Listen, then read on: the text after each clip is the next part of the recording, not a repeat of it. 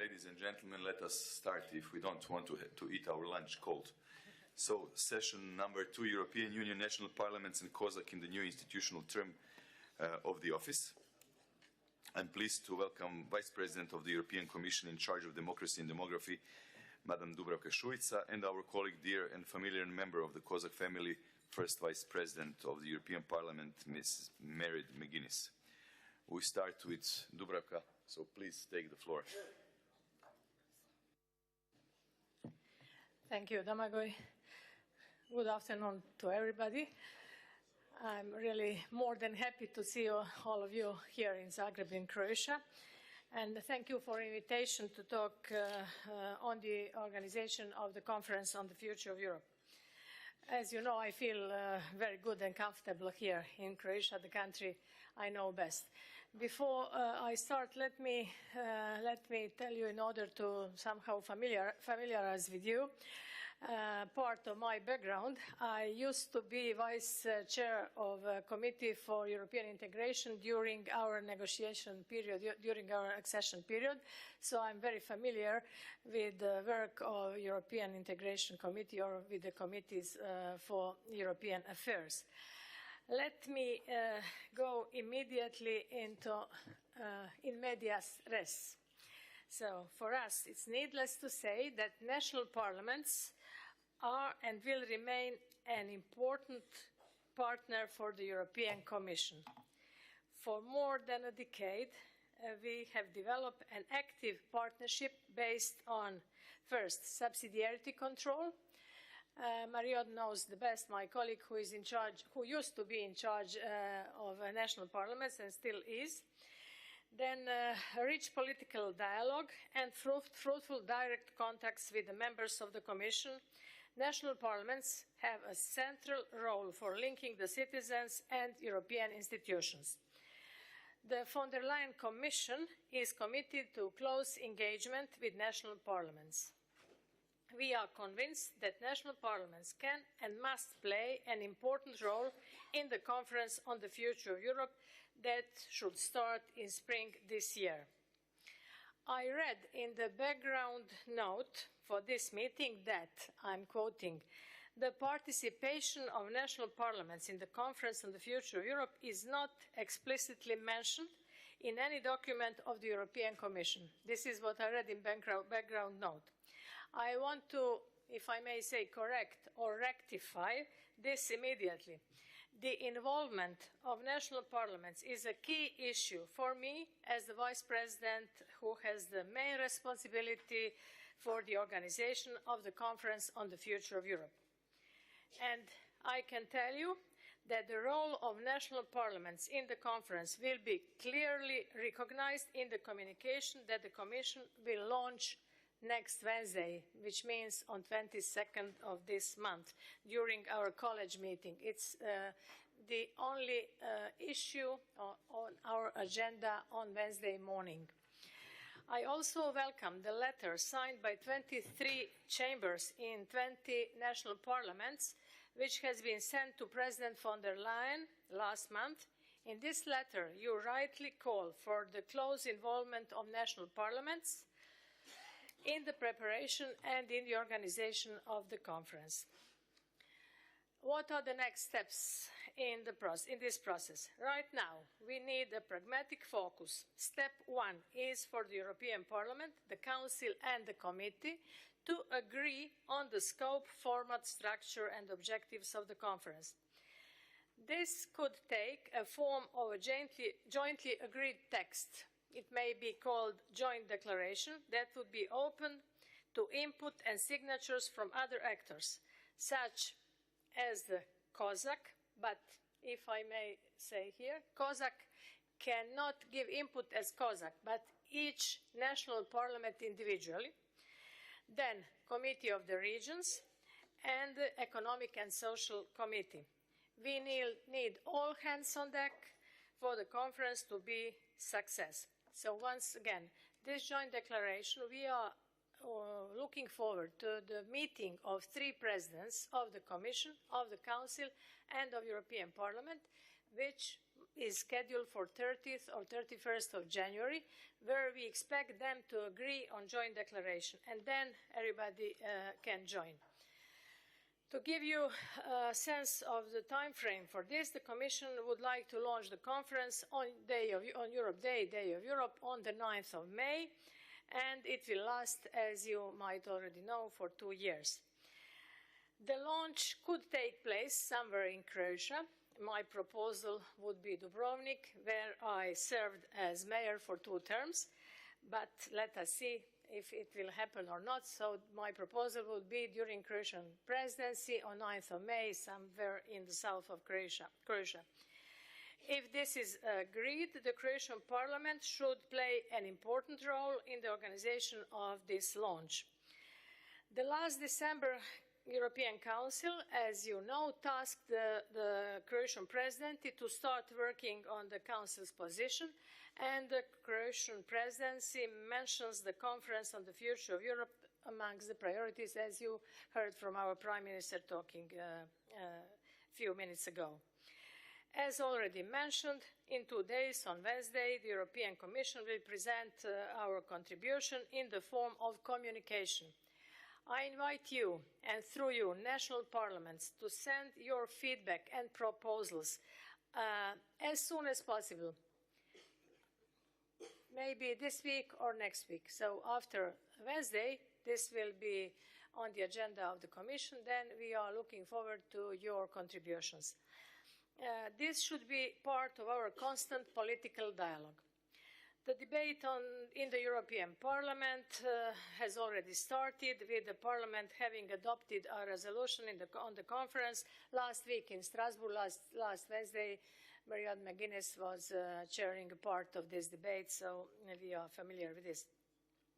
As you know, I'm frequently meeting different members of the European Parliament, regardless of their political affiliation, in order to exchange views, and I will continue to engage. As Vice President McGuinness underlined during the December COSAC plenary, we cannot afford confrontation about who controls and who owns the conference. For it to be a real success, all of us must own it together, so the ownership will be ours. What is the content of the conference?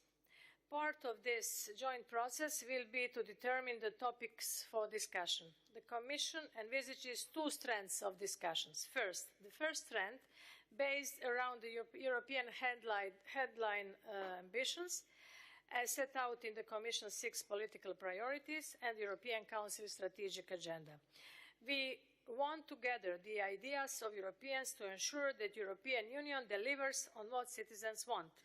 Making a success of the conference is also about creating the right space for citizens to talk freely about what they want.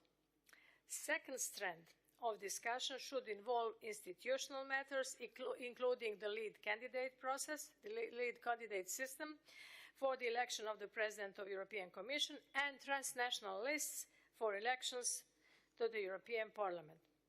Let me underline that the role of the Commission in this regard is that of facilitator or honest broker between the Parliament and Council, but citizens should have their say on these issues, and we should be ready to listen. The organization of the conference, to start with, we are convinced that the conference should build on well-established citizens' dialogues. You know that there were many of citizens' dialogues until now. More than 1,800 citizen dialogues were held, but we would like to amplify the role of this citizens' dialogue. We will go not only to capitals, but also outside the capitals.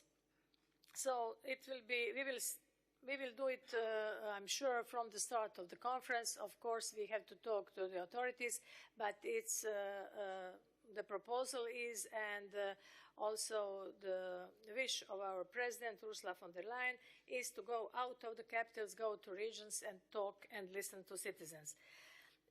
President von der Leyen asked each commissioner to visit every member state in the first half of our mandate, and to engage regularly with national parliaments. This is the task of all of us commissioners within our mission letters. Each commissioner is asked to take part in conference-related events across Europe and engage with national and regional politicians as part of this. As a part of pre-conference, I already visited 2 days ago Estonia and Latvia. Next activity or next mission will be to Spain and Portugal in order to show that we are stretching from far northeast to the far southwest. It's also symbolical, but this was how I started my mission, although the conference hasn't been launched yet. We need to go further. The Commission believes that the conference must address a missing element in the citizens' dialogues, namely the connection between citizens' views and practical policy making. This is where the gap exists, and we are trying to fill this gap. We want to involve civil society, of course, and reach out to minorities, but also to entrepreneurs, to students, and to all walks of life. We want to hear from people from all ages, especially those who do not always engage directly with us. And as such, this process feeds into another area of my work, which is Vice President for Demography. In addition, the conference can build on the positive examples of participative processes in several national parliaments. Listening to your different experiences would be extremely useful and in this regard. And by the way, I look forward to the new proposal you put on the table to give extra flavor to the COSAC meetings by organizing dialogue sessions with experts and with civil society. It would be wonderful if we could build a bridge between the dialogues we will organize as part of the Conference on the Future of Europe and these new parliamentary dialogues in the framework of COSAC. As such, we could certainly strengthen and revitalize democracy in all member states. The Commission also sees an important role for national parliaments in the overall communication of the conference, in terms of the overall single branding of the conference and in adhering to the principles of the conference as will be set out in the joint declaration. On the Commission's side, all members of the College will play their part. I will be leading the Commission's work on the conference, but my colleagues, Vice President Jourova will focus on the institutional strand, and my colleague Vice President Šefčovič will be the main interlocutor on the interinstitutional issues. The European Parliament and Member States in particular, via national and regional parliaments, could also designate points of contact to act as public faces or to act as national ambassadors for the debate. That is a very effective way of increasing visibility, and I'm sure that this can work on national, regional, and local level. Finally, the outreach of information. Crucial to the outreach of the conference will be ensuring information is transparent and readily available at all times. The Commission sees the main hub for information flows about the conference in the form of new multilingual digital platform that will give the permanent access to the work of the conference. The platform should maximize easy access for all citizens and transparency in the process by live streaming debates, including all documentation related to the conference and the topics discussed, and by gathering the outcome of debates in one place. A calendar of the conference-related events should be made public via the platform, and meetings and large-scale events should be web-streamed wherever possible. What are our next steps? Discussion of this magnitude will only be fruitful if and when real action follows. The conference has to aim at establishing a real connection between citizens' views and practical policy making. President von der Leyen has therefore pledged to follow up on what is debated and agreed during the conference, including with legislative action and, if possible, or if proposals show in the end, even the treaty change. We are not opting for this. We are not predicting the outcome of these dialogues, but you never know. So we are completely open. As you know, this is also said in political guidelines of new Commission. This is a key element of the conference. It shows that democracy is a living, breathing process that goes far beyond the ballot box. And to conclude, I do not need to convince you that now is the perfect time to get going. There is a lot of positive momentum. Look at the high turnout which we mentioned here today during European elections last May. Europe overcoming years of fighting crisis. More Europeans than ever before have a job. Growth and investments are up. And people's support for our union being one of the highest it has been in almost 30 years. From this position of internal strength, we can now look forward and forge a vision for the future with every European citizen. But we need you to help make the conference a success. I look forward to you setting out in the coming few weeks your ideas and best practices on how national parliaments could get best involved in this process. So the sooner the better. After Wednesday, we are looking forward to your proposals. And I'm ready to answer your questions later on. Thank you.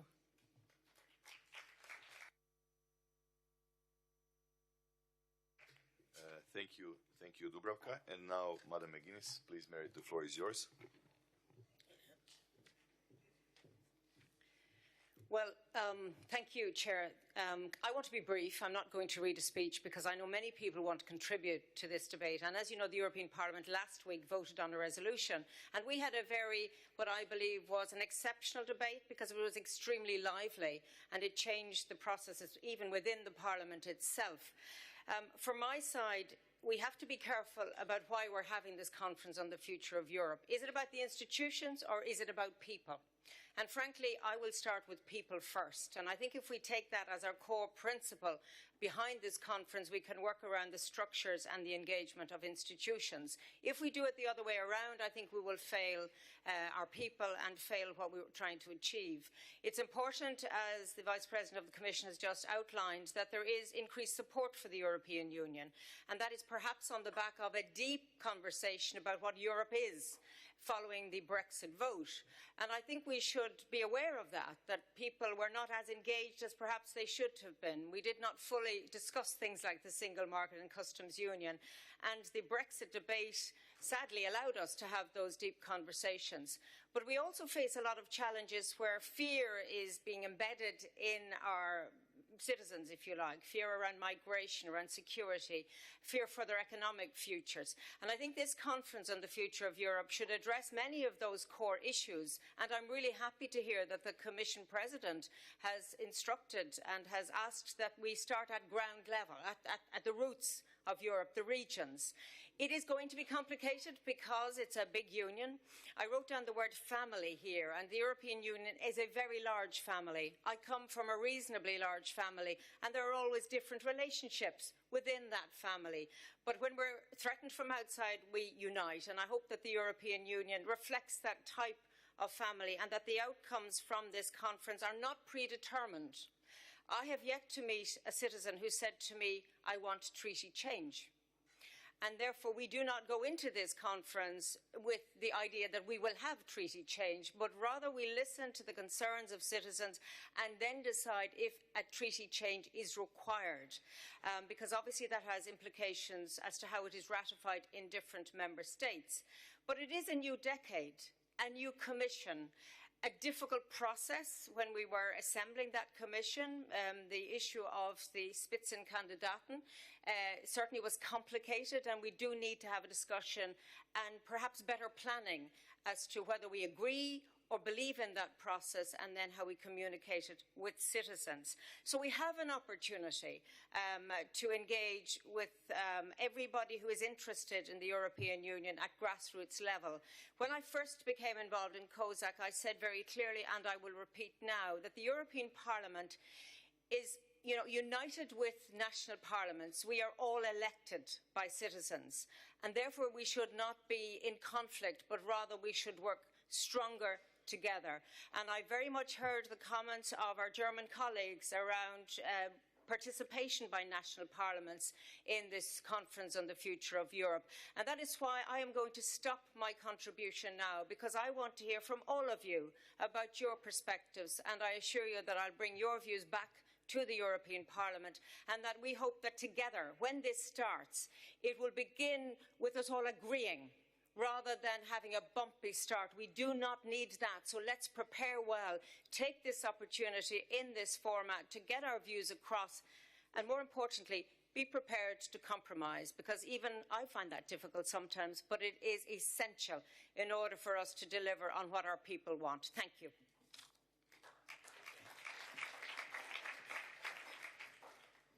Thank you, Mary, very much. Sorry. Yeah. Okay. So, in total, we have so far only 11 requests for the floor, which is nice, so you will have more than enough time. So I'd say we limit the time at 2.5 minutes, and then we have the closing remarks from both of my colleagues, Dubravka and Merit. So please, Madam Westlund will start. You have the floor. Thank you very much for giving me the floor, and thank you for the interventions from the speakers. I wanted to take the floor because I wanted to congratulate the presidency and the Troika of COSAC for interesting proposals on how we, as ourselves in COSAC, can develop and take more responsibility for dialogue with the general public, but also external actors. I find these proposals very fruitful and inspiring. However, I do want to stress the importance of finding a common view on how to interpret the voting procedures. We cannot have that kind of discussions in more meetings. We have to sort out how we will do this in the future.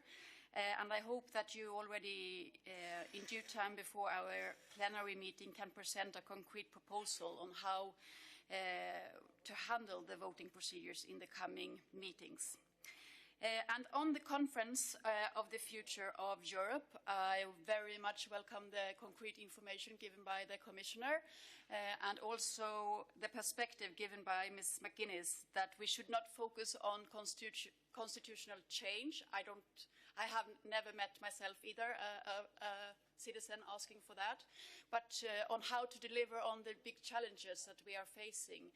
And so we must work in two directions, both having this dialogue on the future of Europe, but at the same time find the energy to deliver on what we already have. I mean, we have a structure and we have concrete proposals coming up from the Commission, and we must have the energy to deal and find compromises on that in order to meet the demands from the general public. Thank you. Thank you. Thank you very much. Now, Mr. Lopatka, you have the floor. Vielen Dank, Herr Vorsitzender. Thank you very much, Mr. President, Mr. Chairman. Colleagues, I would like to support what Mr. Kriechbaum just said in his contribution, and if I understood what the Commissioner said, national parliaments will still be excluded from the steering committee. So our participation is not guaranteed. And it is the more important that we participate in your work. The resolution of the European Parliament, to my understanding, is not a fair treatment of national parliaments.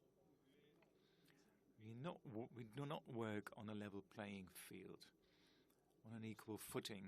If it would be the case, we should also take into account numbers, and there is clearly a misbalance in numbers. And so I have a concrete question to you. It is more than symbolic how many national members of parliament participate. It is a question of cooperation, of contributions, and of esteem towards national parliaments. And if we want to get national parliaments closer to our citizens, then we need also a more active participation of national parliaments. And we will have to ask ourselves as well how we, as national parliaments, can make this process more visible. And thus we must participate on the European level, with the participation also of opposition parties. If I have only 4 members and 2 chambers, how should that reflect the vote of our population? So I have a very clear question. You said that you will show your proposals in the future. Do you propose that the Parliament's representation is similar to the representation of the European Parliament? A question to Chairman Mr. Milosevic, if necessary, will you also convene for a meeting, a particular meeting for this issue, so that we can only deal with this question in a separate meeting? I think this will be necessary, that we will reconvene before the 9th of May if we really want to decide a procedure on European level. Thank you. Berlingueri. I would like to underline the need for a greater involvement of national parliaments in defining the legislative and political priorities of the European Union, and maybe we should relaunch the proposal of green cards, enabling the European Commission to introduce a strategic plan to expand European action in certain sectors, and especially where the European added value is greater. So in order to activate this procedure, it may be necessary to have COSAC perform an early assessment of a legislative proposal introduced by the national parliaments, and similar proposals should go hand in hand with the notion of giving the power to introduce bills to the European Parliament. And these issues have to be dealt with within the Conference on the Future of Europe, which should be an open, inclusive dialogue interacting with civil society. And at the same time, the representatives of national parliaments should be able to be involved at an appropriate level, together with COSAC. And I believe that also COSAC chairpersons should be represented in the Conference on the Future of Europe. And I would like to endorse what the Austrian colleague said, because we do need to bring the European institutions closer to the citizens, to public opinion.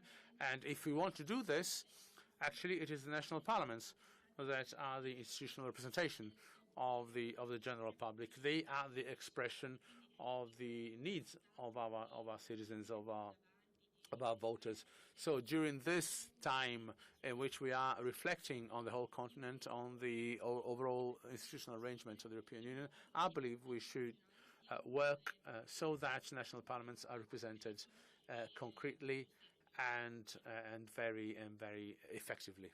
Thank you. Thank you very much. Now we have again the issue of the raising the request. So, Mr. Horschik, now you have the floor. Thank you very much, Mr. Chairman. As far as the scope of the conference on the European future is concerned, I do hope that the national parliament should be properly integrated into the work of the conference, as like a couple of decades ago in the work in the convent.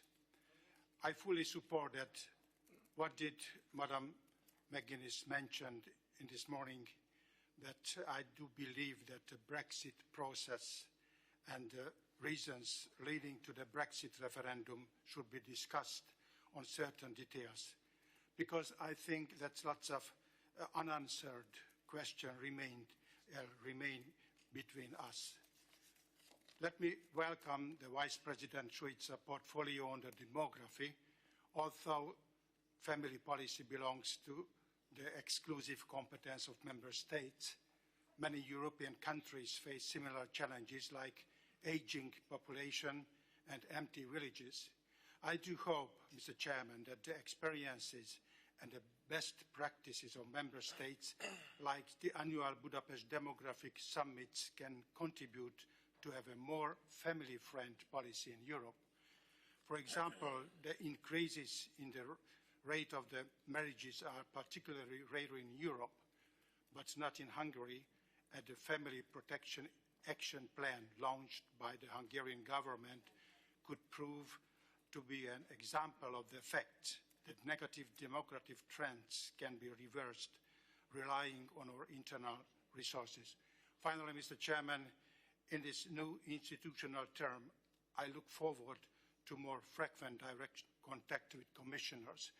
In the past 5 years, we did really appreciate when the commissioners visited my committee in Budapest and the other national committees as well. Thank you very much. Thank you. I couldn't agree more on your comments. And now, Madam Hassi, you have the floor. Thank you very much, Mr. Chairman. Very simply and briefly, I agree with all colleagues who have stressed the importance to have a fair role for national parliaments in this conference of the future of Europe process. As Madam McGuinness said, both European Parliament and national parliaments are directly elected by the people. As a former MEP, I very much respect European Parliament, and I know the thinking there that the European Parliament has a tradition to emphasize the role, the fact as European Parliament as the only directly elected European level body. But anyway, do we like it or not? Most citizens anyway feel that the national parliament is more closer, it's easier to follow, very much due to the fact that press in each country is following the national parliament much more than the European Parliament, which is not quite rational, it's unfair, but anyway, it's a fact. So in order to work in a way that tries to prevent like unnecessary feeling of alienation from the development and decisions on European level, the national parliament must have a fair role in this process. Thank you very much, Mr. Hajduković. You have the floor, Domagoj. Hvala, Domagoj. Kao što je premijer rekao, konferencija. As the Prime Minister said, the conference on the future of Europe should be a reflection about how to create and initiate repeated enthusiasm for the European project, which is unfortunately dropping. So the role of the national parliament should be very visible in that respect. Previous speakers said that members of the European Parliament are the only directly elected members. Croatia has 11 members, after the Brexit 12. So we have remaining 151 members of the national parliament. We should use them as well because they generate added value and they should feel also integrated in the European Union. In the same way, our citizens should be informed very well, integrated very well, and inclusion of the national members of the national parliament can contribute to enhancement of that dialogue. When we speak about the Conference on the Future of Europe, I would like to highlight that apart from the national parliaments, we should integrate also some other institutions. First of all, I am referring to the Council of Europe.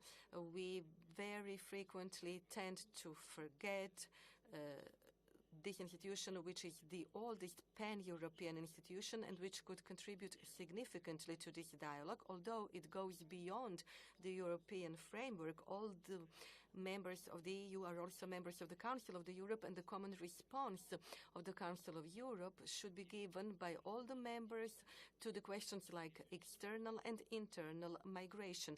There is a committee for migrations in the Parliamentary Assembly of the Council of Europe.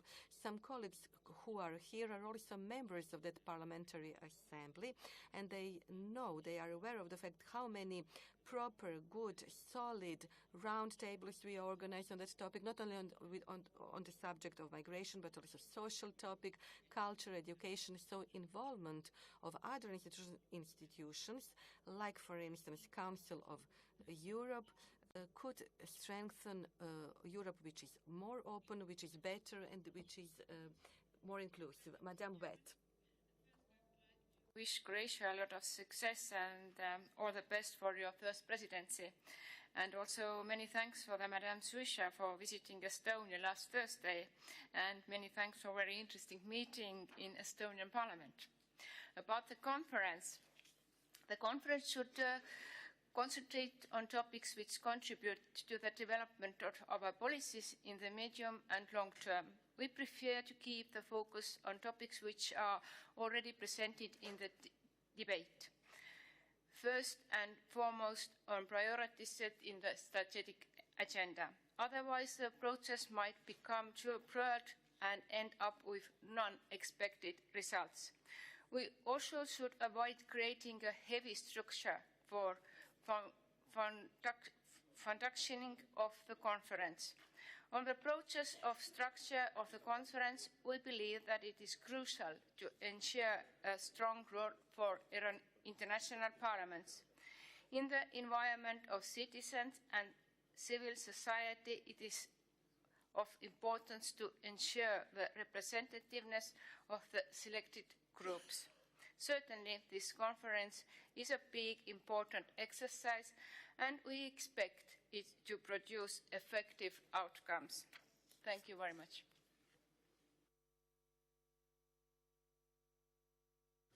Thank you. Now, the next in line is Madame Brewer. Thank you, Mr. President. I'd like to thank, first of all, Vice President Suisha for her important statement. In Helsinki, we asked to be implemented in the Conference for the Future of Europe. And on behalf of the Belgian Senate, I appreciate your engagement to give national parliaments a role in the conference. Since the Belgian Senate is composed by members of the regional parliaments, we hope the interests of the sub-national regions could be taken into account as well in the conference.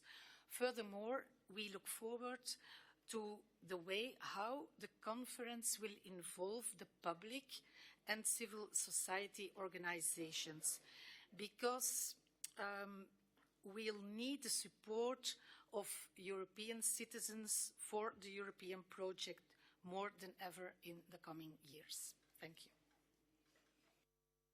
Thank you very much. Mr. Liheri. Grazie. Thank you very much, Mr. Chairperson. On the future face of Europe, in this very moment in national parliaments, we have 4 different political views. Firstly, there's a federalist soul. Secondly, a liberal soul. Thirdly, popular or populist action, or positively popular. And fourthly, there's a nationalist soul. Now we associate we endorse the proposals of the delegation of Austria, Hungary, Finland, because for a meeting to be held before May the 9th, because we need to represent different souls in that in the establishment of a permanent representation of COSAC, and we need to have a number of parliamentary delegates that should not be lower than 4 members from each House of Parliament in each country. Thank you. Mr. Santos, please, the floor is yours. Thanks, President. I would like to express my congratulations to Croatia for this important moment you are living this semester, and I wish the best success for your presidency and also for both the vice presidents of the European Commission and the European Parliament. I just would like to say that on behalf of the Portuguese Parliament, we are obviously available to contribute to change our rules to obtain better results in the context of COSAC. But in this moment, we have a great opportunity to be closer of the European institutions and the civil organizations, the citizens, in the context of on the conference. And this is why I think that our main focus in this moment is to define clearly what is the role of the national parliaments on this conference. Then I think this is more important than lost, of course lost is not lost, but lost time discussing our rules, because the COSAC is only the opportunity we have to change some views between us. Then, in conclusion, let's put our focus on the participation of national parliaments on the conference. Thank you. Thank you very much. Madam Cretu, please. Thank you very much. Dear colleagues, I hope we could agree on a few aspects. Firstly, we need an organized framework for working together on our common future. The conference is welcome. Secondly, the national parliaments' representatives have to participate on an equal foot for two reasons, at least. By now, with or without reason, we have witnessed a dividing competition between European Parliament and national parliaments, as if they wouldn't represent the same citizens, as Mary McGuinness and Satu Hassi just stressed before. We have to avoid further divide. It is undermining for the Union. Secondly, any change in the treaties, I don't exclude such changes following the conference. Policies or legislation have to be ratified or transposed, applied at the national level. If we understand the Union role and the global functioning now, we know that we have to preserve the Union. But those who really like it, feeling the current dangers, we know that we have to change it.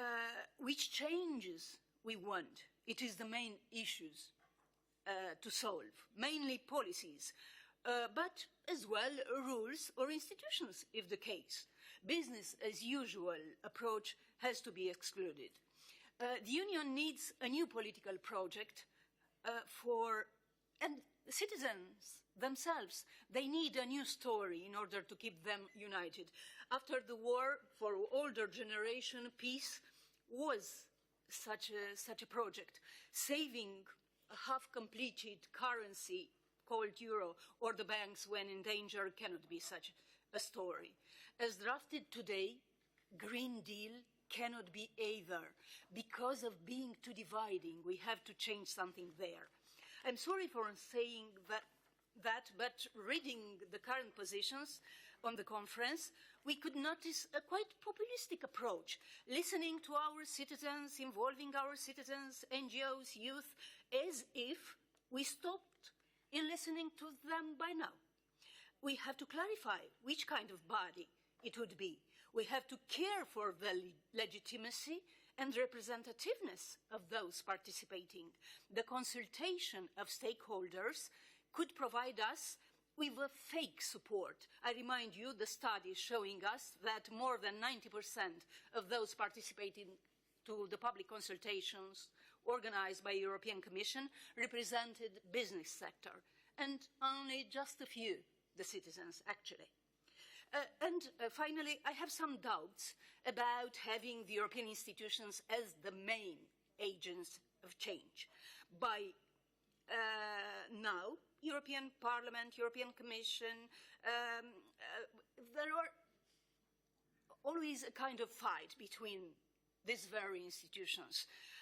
including, our governments against Brussels altogether. The political parties have to take seriously their role of integrating political will in society and to provide citizens with a coherent project to discuss on for the 21st century. Thank you very much. Thank you, Gabriela. It's much easier to manage when we are not under time constraint, but still, please keep an eye on the time. So, Madam Terauda, please, the floor is yours. Thank you very much. I share Croatian Prime Minister's goal that this conference should be about reinvigorating enthusiasm for the European project.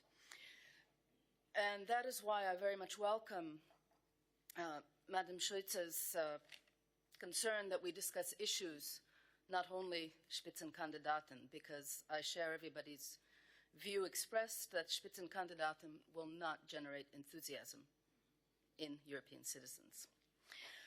We had the opportunity to host Madame Šuica in Latvia on Friday, and we had a very, very energetic, robust discussion with civil society representatives. And I think one of the views expressed there that I wanted to share here is that we need to find a way to communicate with the citizens of Europe in ways and methods that create engagement and enthusiasm among the citizens. We have a lot of, I think, good examples all over Europe. Many of them use digital platforms, and they do it in a successful way that enables the individual to express their views, to trace what happens to those views as they bubble up through the process. Systems that give robust feedback to individuals about what happened with their interventions, and systems that enable all of us to celebrate successful impact. I would encourage the conference to include these kinds of systems in engaging with citizens under the conference. Our citizens, and many of your citizens, in 2018 were engaged in citizens' consultations processes. We identified many concerns, and among the most important are those that citizens are concerned about the ability of Europe to deal with future challenges. In Latvia, it was about social issues, income inequality. It was also about security. It was also about climate, migration, and these types of issues. These are the issues that should be on the discussion table for the conference. These citizens' consultations also gave us a picture about what people feel about Europe in our country. And I'm happy to say that there is a very healthy amount of Euro-optimism in Latvia, a very negligible amount of Euroscepticism, but a very disturbing amount of what the researchers called Euro-apathy. And it is the Euro-apathetic that we need to reach in this conference if we are to reinvigorate enthusiasm. Thank you. Thank you. Mr. Pechet, the floor is yours. Thank you very much, dear Chair. Although the cooperation with the previous Commission has been good, and I think the communication with the national parliaments much improved, we see this new mandate as a clean slate. As a clean slate, as an opportunity for a step forward and a further improvement of our relations. First chance for this should definitely be the conference on the future of Europe, and we are greatly supporting the view that national parliaments should be very much involved in the process. It must be said, however, that several discussions on the topic of European future have taken place in Slovenia in the past, organized by the President, by the Slovenian Parliament, Ministry of Foreign Affairs, as well as the representation of European Commission. I am sure that this was the case also in other member states. And the key challenge, my dear colleagues, of this discussion is how to get involved the citizens and people not engaged in politics professionally. As you are well aware, the Conference on the Future of Europe is not going to be first attempt of such discussion on the EU level either. You will, of course, recall President Juncker's white paper on the future of Europe or President Macron's European Convention. Let us hope that this latest attempt shall lead to see a more coordinating approach and most of all bear fruit. Thank you very much. Thank you, Mr. Pecek. And now, Madam Omen Ruiten, please, the floor is yours.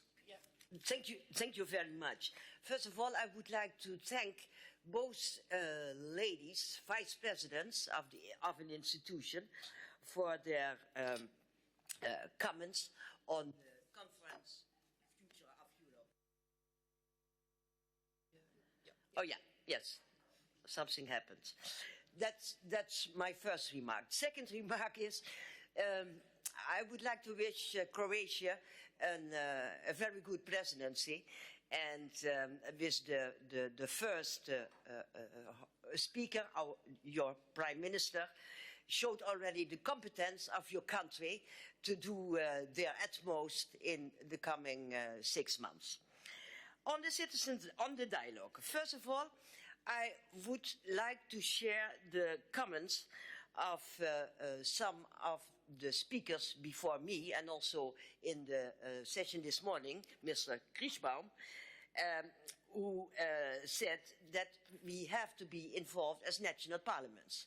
What I saw is that also in the resolution of the European Parliament is rightly involved in the steering committee, but as in a moment where we have, if I listen to my colleagues, perhaps 2,000 people who are present in the plenary of the meetings, then I think that the European Parliament will be the strongest one, as always, and I know the Parliament. And therefore, steering committee is absolutely important also for the national parliaments. That's one. The second is, you did speak about the citizen dialogue and also the dialogue with the civil society. Could you tell us, is there something different from the dialogue which we had before? That would be my second question. And then on, I understood from Merit, citizens first. I like that phrase, citizens first, Europe first. But does it also mean that there could come a treaty change? And a treaty change, I'm asking myself, is it needed? Because aren't there enough passerelles to accommodate a better functioning of Europe? That is what I want to say. Thank you very much. Thank you. There was Madame Tilley. Do you want to take the floor? Yes, please. Merci, Monsieur le Président. J'aimerais également souligner, comme beaucoup de collègues l'ont fait, l'importance de groupe. I would also like to say that the people who would like to be represented at the steering board, I think we are all represented somewhere, and we are a bridge between the citizens and the institutions. Also, we are in dialogue with our local councillors, who also should not be forgotten. Also, I have several questions. Mrs. McGuinness, you said that it was more important to maintain the dialogue and take care of the public opinion than talk about the institutions, if I understood correctly. I think we should take care of both. On the one hand side, we should build bridges between the citizens and the European institutions. But how can we do that?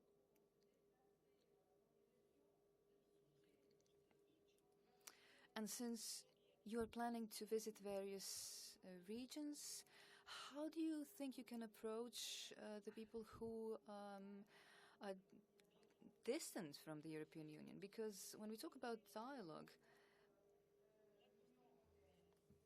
it's always easy to have a dialogue with the people who believe in the European Union and not so much with the skeptics. So what kind of a system would you like to put in place so that you can say, okay, now we have the European public opinion, not the opinion of the French, the Dutch, the Finns, and so on. So how do you plan to obtain this result? How do you plan to, in fact, have a final opinion once the conference is wrapped up? So that we are able to say clearly, yes, we are now able to open a discussion on the treaties or not. I think that this approach would be more transparent for everyone. Thank you. Thank you very much. Thank you all for your contributions today. I'm sorry if I didn't pronounce any of your family names correctly. So let me just say a few words before I give the floor back to our dear colleagues Dubravka and Merit. So as I said in the very beginning of the morning, yes, of course, for the next COSAC, the plenary COSAC, we will introduce the topic of future of Europe, how to approach your proposal and regarding a potential extra meeting before the next COSAC in regard to future of Europe. Let us discuss within Troika, and we will come back on this issue to all of you. And I think most of us agree on the very, very important issue of involvement of the national parliaments and our members to the conference and the whole debate on future of Europe. My personal view is that the COSAC format is the minimum how we want to participate, but from my own experience in Croatian parliament, I think it's much better to even enlarge, to bring on board to this discussion those guys who are against European Union. Since 2016, for the first time in Croatian parliament, we have members who advocate in public exiting Union and NATO, by the way. My humble experience was as soon as you get them on board to speak, to give their arguments, and I love personally to confront the arguments, they somehow, well, they lose in this real debate with the arguments. So I'm advocating, and I will be advocating, that we try, with all the complexity that this kind of conference and all the national parliaments, and it's a lot of members, of course, bring on board. But apart from COSAC, I think it would be good to have these guys, to hear their thoughts and let the frustration out, not to push them outside, and because then they really have the tools to say they don't want to hear us. No. Come, guys, come and share your thoughts and your arguments. So I stop here, and I give now first the floor to Dubravka, please. First of all, let me thank you for your interest in the conference on the future of Europe. This, as I see, it was really a huge interest. Let me tell you, there is a coincidence between Croatian presidency, new start of the term of new commission, and my portfolio. So three things which I couldn't predict, but they happened. So my portfolio, as I told you in my opening statement, is to take Commission's lead in the conference on the future of Europe. If I was listening carefully to all of you, the key question from all of you was what is the role of national parliaments. As I said, for us, I'm talking on behalf of Commission, not on behalf of the Parliament. So we think that national parliaments, as I said, are very important, necessary, and we cannot start this conference without national parliaments. But maybe this COSAC meeting should have happened a week ago, Mr. Domagoj, since last week we had a debate last Wednesday in European Parliament on the resolution on the conference on the future of Europe. Maybe your input would have been more valuable or valid if we had this COSAC meeting before. I don't want to comment much on Parliament's resolution, but I must tell you that I share your opinion that you have to have greater part in the conference. Mr. Lopatka, Herr Lopatka, ich denke, dass das sehr wichtig ist. Well, Mr. Lopatka, it is very important for participation. National parliament should be recognized more and should be acknowledged to a greater extent. And yes, we should revisit the issue of the steering committee. And I do hope very much that this issue will be resolved. That's just the beginning, as far as I see things.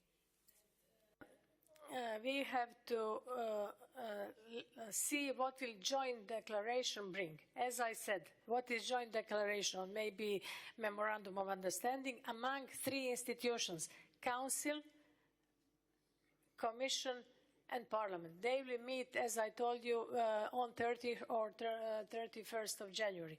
And I think this joint declaration will show what is the basis for this.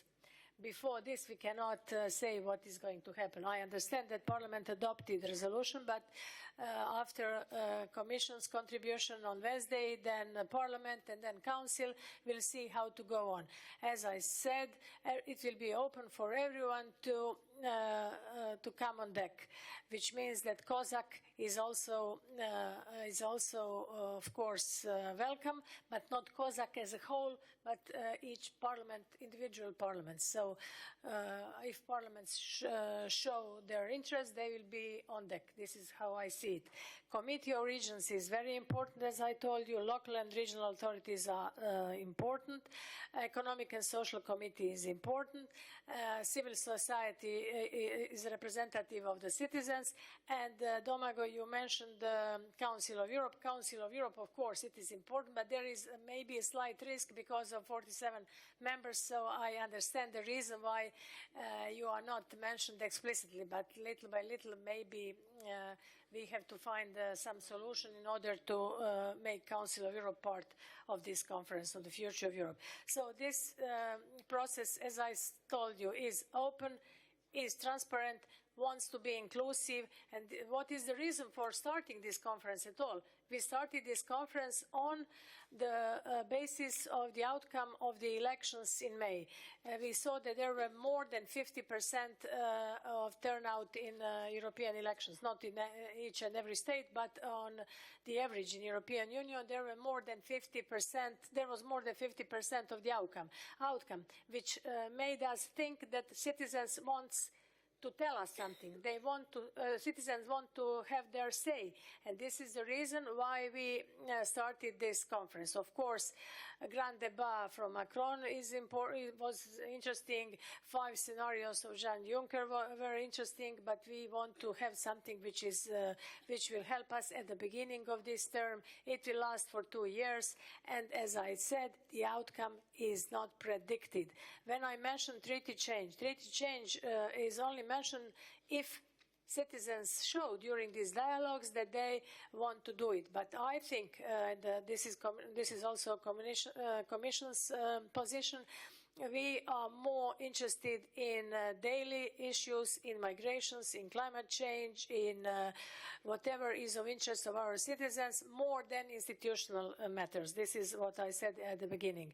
But of course, we have to know what will happen, as you heard from Prime Minister of Croatia an hour ago. We have to know how we face 2024 elections. What is going to be with the process of Spitzenkandidat. We have to know what we are going to face.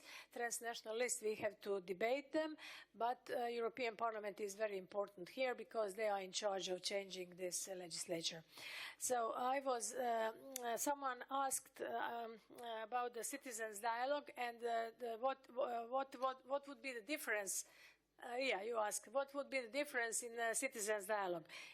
Citizens' dialogue is fine; it will go on, but it should be amplified.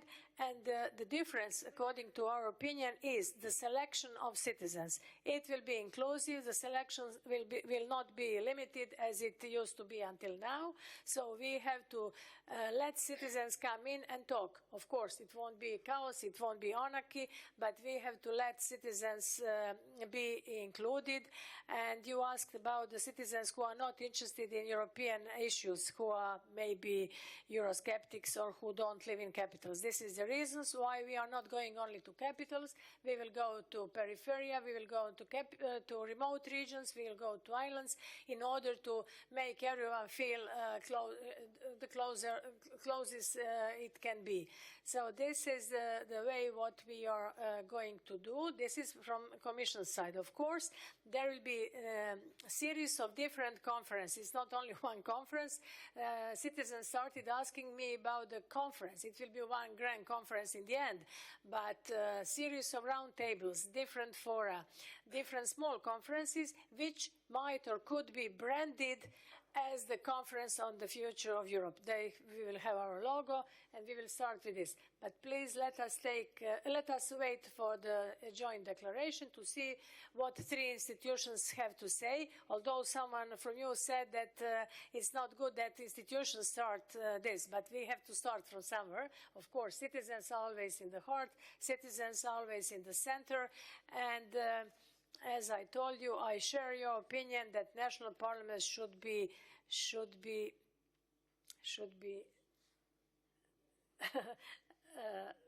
engaged, not only engaged, but also from the part of European Parliament, there should be a little bit more, not only three among 3 or 4 among 153 of MEPs. So, of course, it's much better to engage national parliaments because you are always closer to citizens than, although members of European Parliament are also directly elected and they feel that they represent a whole union of half a billion of inhabitants still.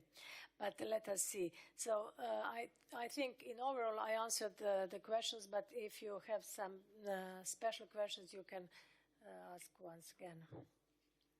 Thank you, Dubravka. Merit, please, you have the floor. Thank you.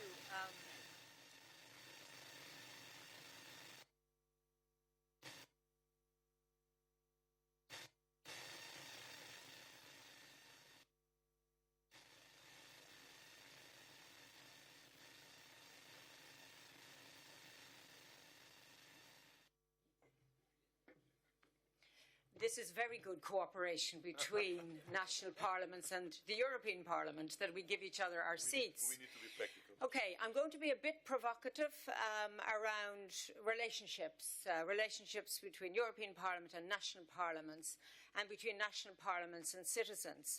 I have watched this evolve. I was a journalist in a past life. I've been involved in the European Parliament for almost 16 years, and sometimes the harshest critics of the European Union are in national parliaments, even in pro-European political parties. And the reason that happens is because you get publicity for criticising and you get none for praise. We need to think about that because there are consequences. And I look to Lord Knoll, for example. If you allow that drip feed of criticism to continue, you will get the results you do not desire. You will have citizens disengaged. So we have to be careful with how we do the business of politics. My second observation, and I think Mr. Lopatka has led on this, and thank you for your contributions, is this sense of the role of national parliaments versus European Parliament and numbers. And those who are familiar with our very recent resolution, it is paragraph 14, and it speaks of the European Parliament with a maximum of 135 members. But if you look carefully at the third indent, it speaks of up to 4 members per member state, and then, of course, a government representative. So 5 by 27 is 135. So if we want numerical equivalence, it is actually quite within the content of this resolution. Dare I say, though, that when it comes to who should be representing the national parliaments, you will have a quarrel internally. Not just in the European Affairs Committee, but there will be other committees who feel that they should be represented. And I put a question to us for perhaps further consideration. Is the isolation of European issues on the agenda of a European Union Special Committee of National Parliaments a problem in itself? Because it isolates European issues to one committee when in point of fact it should be horizontal and across all committees. Where perhaps there is an observation that I will need to bring back to my colleagues in the Parliament is around the steering committee, and I very much heard there that there is a requirement that national parliaments are there. But we need to think about how that would be done. And I'm not sure I have the answer. Is it through COSAC or whatever? We need to think about that because that is hugely important. Just to try and summarise, because I took detailed notes and my colleagues from the European Parliament likewise took very detailed notes. If our objective is to try and get an understanding from citizens about what they would like Europe to do, or perhaps do better, we should also see this as an opportunity to give more responsibility to citizens. Perhaps in the past we have said as politicians, Europe can achieve everything. Maybe in this dialogue, which I hope will be a two-way process, we can try and articulate the complexity of politics, of different perspectives, of Europe as a global player, and deepen the understanding. I know that in my work I'm directly elected by citizens in Ireland. I'm not on a list, but I travel everywhere. I go to schools, to where farmers meet, where business people meet, so that we have a way of listening. And people appreciate being listened to. We know that as politicians. And that's why I like to think that this perhaps complicated structure around the Conference on the Future of Europe does not lose its simplicity of thought, which is a place where we listen to each other and then bring forward what might emerge from it. Again, some of you will be concerned perhaps about the European Parliament resolution, but I would say we have done our business, because it was not easy in the European Parliament to get a consensus. But we have a resolution. On Wednesday, we will hear directly from the Commission, and the Council also has to take a view on this. I made an observation this morning that perhaps needs to be reflected on, that European leaders are constantly pulled back to the national stage, because that is where they draw their power. But where do we get the time and space for European debates? And I think that maybe those sorts of topics could be addressed in this conference on the future of Europe. My last remark, Chair, and thank you for allowing us overrun, is that I will bring your comments back in great detail to my colleagues, not just on the AFCO committee, but also on the Bureau of the European Parliament, because it matters. And it matters because I do have a concern that, we meet here regularly and we have good relationships, but sometimes that is not reflected in the public utterances of national parliamentarians. Why is that the case? Can we change it? How do we change it? And more importantly, if we don't change it, what are the consequences? Thank you.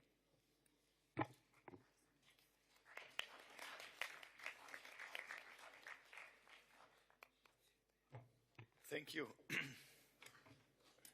I'm an optimist. My wife would tell you that I always see the half full, not half empty glass.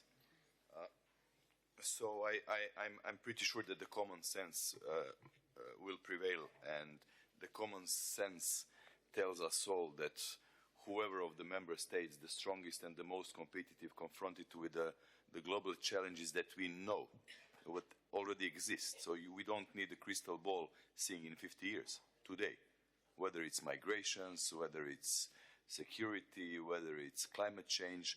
I don't see any of us better off without the European Union. So I thank you all for contributions today very much. I'm pretty sure that most of you will see before the next COSAC, which is approximately in 4 months, again here in Zagreb. I would kindly remind you that we have a family photo before the lunch, so the exit just behind you all. We need to exit, we go down, floor down, and we have a family photo, and then the next room, the lunch will be served. So thank you again for all of you to coming to Zagreb, and see you soon. Bye.